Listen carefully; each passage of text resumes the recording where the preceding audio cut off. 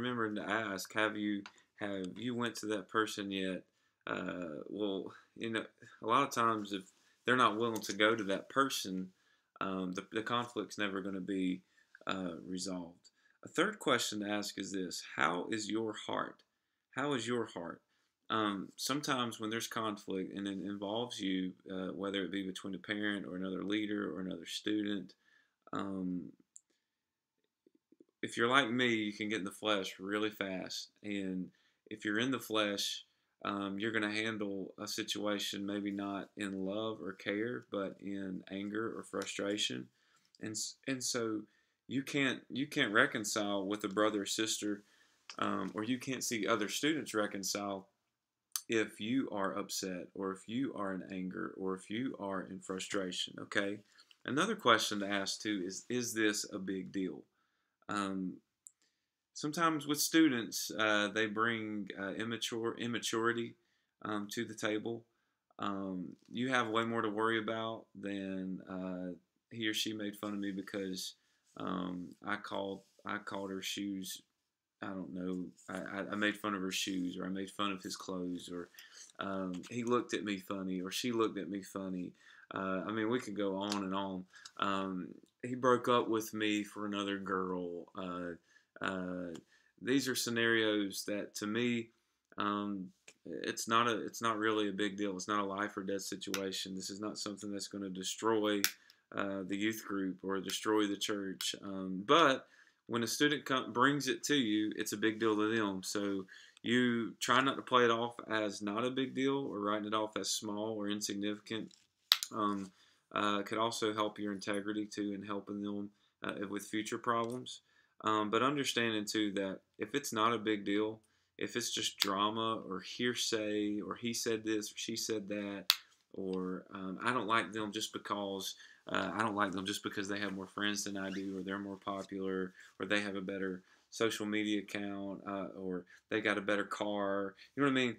You have to ask: is this a big deal? Am I truly gonna? Do I need to get involved? And that's the last question: why am I involved? Ask the student that too. Why are you taking the time to ask me to help you in the situation? What do you want to get out of this? What do you want to see as the goal? If reconciliation is not that goal, then you probably need to remove yourself from the situation. Reconciliation has to be the goal for you as the minister. Otherwise, you're wasting time. When you're reacting to conflict, um, uh, there's some things that you can do. Okay, one, the first is to offer um, offer resolution. Um, when you're offering resolution, you are making sure that you're making sure that they understand. I want to see this problem dealt with. So offer resolution. Listen. That's a big part too of being a counselor. You have two ears for a reason, right? One mouth. So when a student comes to you or a parent comes to you and they're trying to open up, sometimes they don't want to hear your opinion or they don't want to hear what you would do about it. Sometimes they just need to vent and they need you to listen. Um, Listen to both sides too. One of the dangers in student ministry is taking the side of one student over the other, taking the side of one family or the other. You can't do that. Listen to both sides. Give everybody a fair chance to speak up, especially in conflict. Stick to the facts. In Baptist churches, hearsay goes a long, long way. Make sure that you stick to the facts. Don't go off of the testimony of one person and this is what I thought I heard, or this is what I thought I saw, or I think they said this, or I think they do that. Um, you have to know this is true. Okay, so stick to the facts, and then honor and glorify Christ in your resolution. You know what I think when it comes to conflict, if we would do it biblically and we would seek to honor Christ and exalt Christ in the conflict, I think the conflict would be resolved far quicker. The problem is that we in our flesh get involved and we try to handle things our way. We need to honor and glorify Christ in the resolution. The last thing is this: above all else, be a leader. There are three C's when resolving a conflict. Number one is to lead with compassion. Okay, lead with compassion in handling the conflict. All right. um, you know, make sure that, or I'm sorry, lead with commitment to handling the conflict. That is your goal, and make that your goal. Make it very clear when the sides come to you and they've got a problem. Make it very clear. We're gonna work this out. We're gonna fix this. Lead with compassion with confronting the conflict. Remembering that you're working with students. These are kids. Okay, these are children, and the reason that they do things that children do and they act like children and they respond to hardship like children is because they are children. So let's lead with compassion, all right? Understanding that they will make mistakes and they'll make more mistakes. Do your best to lead with compassion.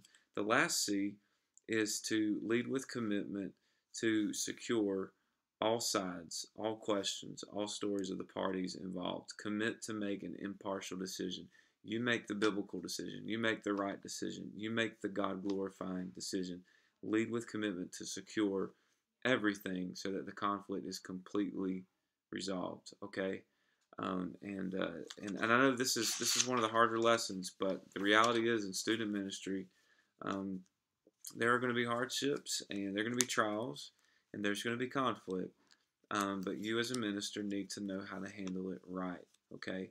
One of the benefits of being in student ministry classes at Fruitland, the campus there in Hendersonville, is that we get a chance to talk about handling conflict. And sometimes students will ask questions and they'll, they'll ask me scenarios and things like that. Unfortunately, I can't do that in a lecture style like this. But what I can do is what we're going to do for our discussion board this week. For our discussion board, I'm going to give you a chance to ask questions about handling conflict, or I'm going to give a chance for you to talk with other students about ways that you have handled conflict in the past. And I might paint a scenario or two and see how you would handle it. But I would also like for you, if you have any questions for me when it comes to answering on how to resolve conflict in your student ministry, I'd be honored to be able to give some pointers there. Okay, unfortunately, I've got some experience in handling conflict. Okay, and I've done some things the right way and some things the wrong way. So I'll be a bit transparent. But God bless you all, and this is the end of our course of study for Fruit 102 online. I will come back on next week with a short video thanking the class and giving you some direction for the final exam. But God bless you. If you have any questions, make sure that you email me. I'll do my best to stay in touch. Okay, everybody have a great rest of the week.